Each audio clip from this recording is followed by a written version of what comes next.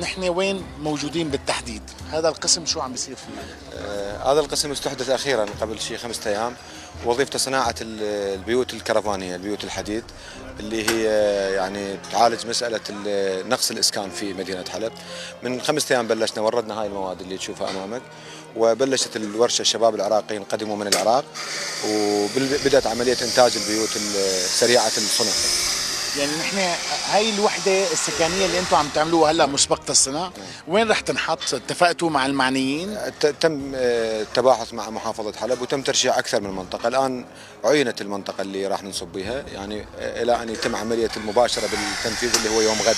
نعم. أول 10 وحدات سكنية تنصب بالمكان. الآن أعمال المدنية والإنشائية في الميدان عاملة. منا اليوم غد تقريبا الساعة 4 تنتج أول 10 وحدات، ويوميا نستمر يوميا.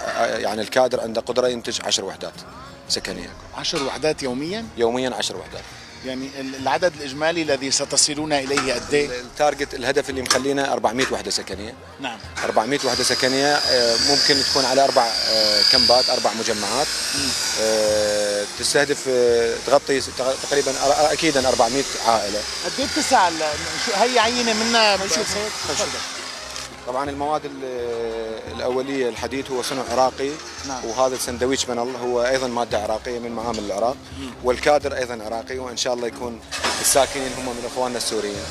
هذا البيت البسيط والمتواضع هو أكيدا بيت مؤقت، ولكن أفضل من عمليات مراكز الإيواء والخيام وكذا. واستقلالية ذاتية للعائلة. استقلالية. مساحته 36 متر مربع. الحديد حاولنا نكون الحديد المستعمل من نوعية جيدة. هذا الحديد يعني تسمية السوق 2 ملم، يعني حديد كثيف ونوعية جيدة. بالإضافة إلى سندويش بنل هو 9 ملم.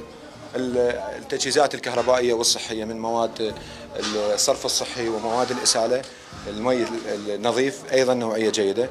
نعتقد أنه عمره يعني من 5 إلى 7 سنوات بشكل مثالي وتام، بيعزل حراري وبيعزل صوت، لأنه المادة هي مخصصة لصنع المنازل. طيب سيد، سؤال الآن، تمديدات كهربائية كلها كمان من جايبينها معكم من العراق؟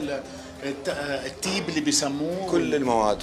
نعم. كل المواد قادمة من العراق، يعني الحديد والسندويش بنل، هذا البي في سي، وحتى الأرضية، الفرش، الأبواب، الشبابيك، الزجاج، كل المواد قادمة من العراق. وأنتم هيك اساسا من قبل عراقي. حتى الفرش رح يصير اللي هو الفرشات اكيدا.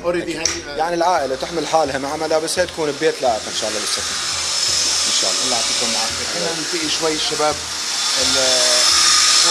هذا الشباب القادم من العراق تقريبا فد 12 اخ، هم وظيفتهم الاساسيه حدادين، بالاضافه الى الكادر المساند يصيرون تقريبا 20. نعم. قدرتهم الانتاجيه يوميا ينتجون قلنا 10 وحدات سكنيه.